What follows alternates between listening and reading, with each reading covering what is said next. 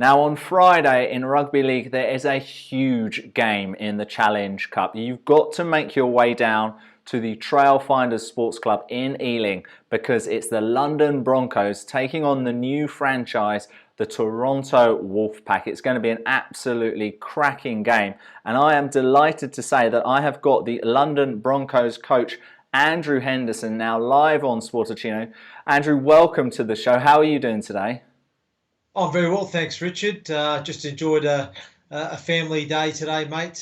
Just in preparation for the game. We finished our preparations late yesterday afternoon, mate. So the boys are just relaxing today and looking forward to tomorrow night's clash, mate.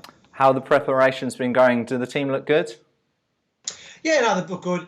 We've come off the back of a disappointing result on Sunday in the championship up at Halifax.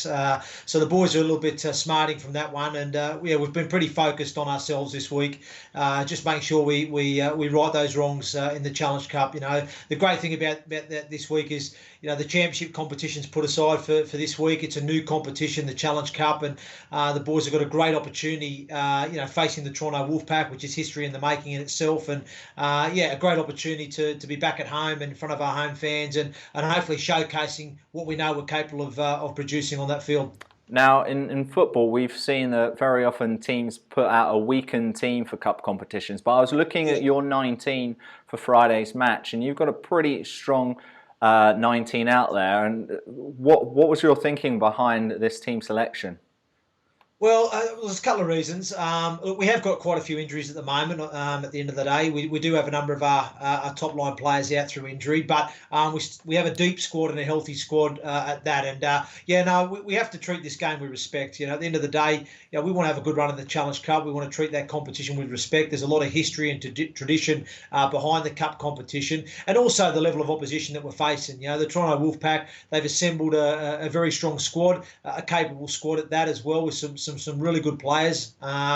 You know, so we know that we have to go in if we're going to get a result tomorrow night. Then we have to, you know, we have to put a strong team out there, and I think as well, we're not playing our best football at the moment either as a team. We know that we've got a lot more in the tank and a lot more to come in the coming weeks. So I think it was just a good opportunity again for those players, you know, the ones that played on Sunday to get that opportunity to put those rights wrong from the weekend, and also just an opportunity to get that team together and try and build some momentum with a good performance on Friday. That's what we're looking for.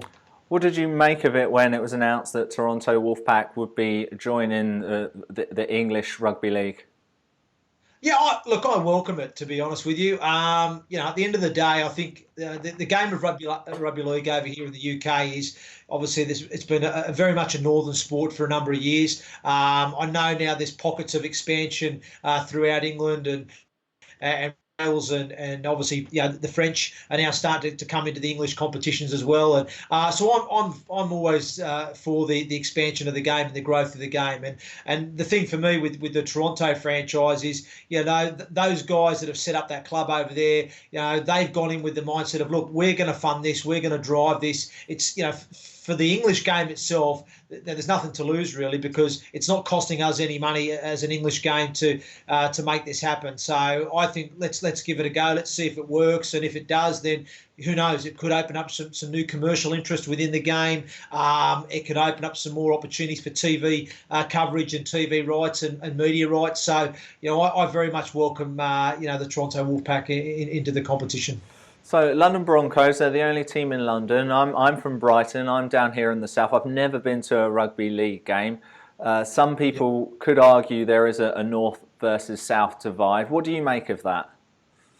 Oh, look, I think it's just been the way it is. I mean, the game itself was formed up in the north of England when it broke away from rugby union. So obviously, over the years that it's been established as a game, you know, that's where a lot of the roots are, up in those heartlands. But we have seen in the last 20 years since Super League started up and the game became a full time sport, summer sport.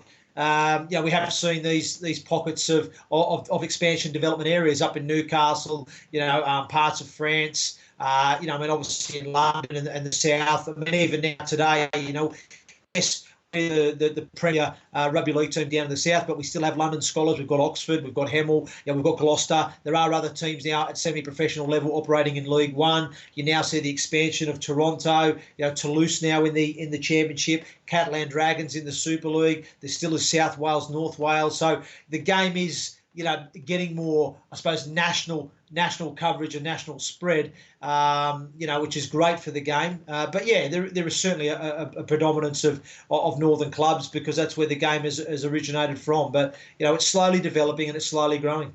So you finish work Friday night. You've got the game at 8 p.m. What would it be like for someone who's never been to see a rugby league game? Talk about how that will be for us, Andrew.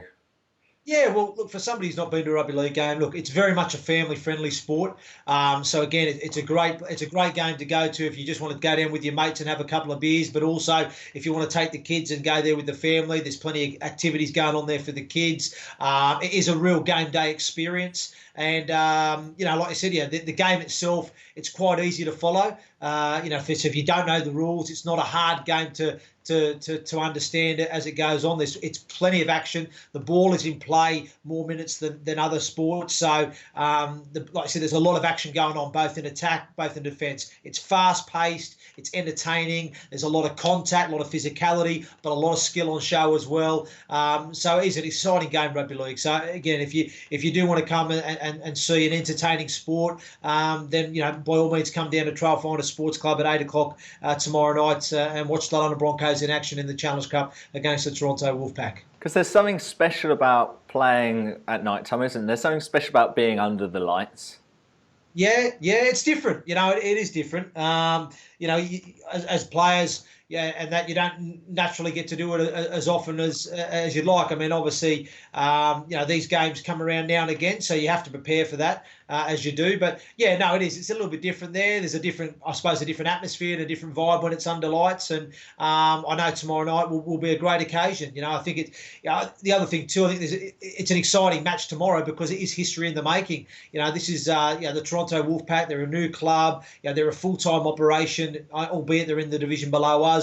But they boast a lot of quality players that have played Super League, top-end Championship, as do we. We've got a lot of players there that are more than capable of playing in the Super League, have done in the past, and are obviously more than capable Championship players. So it's got all the ingredients to be an exciting, evenly fought contest. And like I said, I'd encourage anybody locally or within the London area to come down and have a look. And of course, cup games are always special, aren't they, Andrew? And you were a player. Do you have many great cup memories at all? Oh, the furthest I got to was the quarterfinals. So it was, and actually it was London that we lost to at the time. So that's the furthest that I got in the Challenge Cup. I've obviously witnessed many, and I've been down at many of the cup finals. Which again, the Challenge Cup final at Wembley and is a festival in itself. You get a lot of support from people that enjoy all sports, as well as people from different clubs within the rugby league community, and it's a fantastic occasion, and it's a festival of rugby league, carnival atmosphere. That Challenge Cup final, and that's what obviously everybody who's in the Challenge Cup at the moment are aspiring to achieve. You know what I mean? To get to that Challenge Cup final at Wembley, it's stuff that dreams are made of. But my two assistant coaches have. They've been fortunate enough to appear in those Challenge Cup finals, and you know what I mean. They've had that experience, but yeah, it would be awesome, for the London Broncos to get there. Yeah, you mentioned about the boys are resting today. One thing we like to talk about is more than the games, is more than the fixtures, more than the results. We like to have a look at how teams prepare. What is a typical training session for you guys? Well, I mean, it depends on how the week goes. I mean, obviously this week, because we played on Sunday and we've got a Friday game, we've had to have a bit of a lighter week. Just because obviously at the end of the day, the boys' bodies, they say on average a rugby league player body goes through a 30-mile-an-hour car crash. That's the impact that the body takes each game. So, it's important that recovery, intervention and rest is crucial to get that body ready to go for the following week. So we've had to be a bit lighter on the boys this week, but a normal week on a 7-day turnaround, we naturally give the boys a day off on the Monday after they've played because, at the end of the day, I'm a big believer in, once you've worked hard all week, it's important that you have a day just to clear the head. Like I said, relax, spend some time with the family or your friends. And then obviously you start to tune back in on the Tuesday, where they'll do some weight training, some swimming to keep them off their feet. And then we'll do a video review of the game that we played. It's Wednesday when we start to hit the ground running. And we tend to find that we focus a lot of our day on Wednesday, very defence focused. So we have a look at the opposition that we're playing, the sort of style of play that they're going to throw at us. We go work on correcting some of our defensive work, and as well as preparing for the opposition as well. So it's a large contact day on a Wednesday,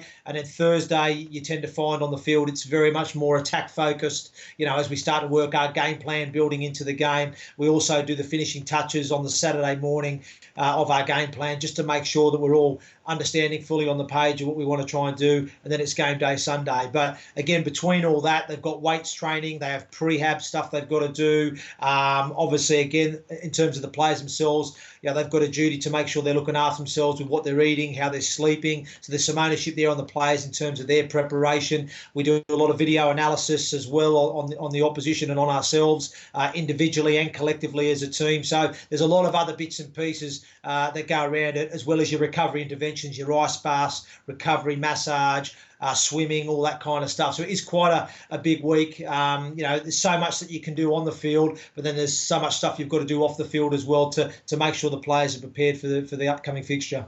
Sounds exhausting, Andrew. A lot to think about there. I'm going to give you two more questions. One is, I had your match day announcer Neil Reynolds on the show on Tuesday, and he said, yep, at halftime there's going to be a special guest. Now, I wouldn't be a good journalist if I didn't probe you to reveal who the special guest is. Do you know, Andrew?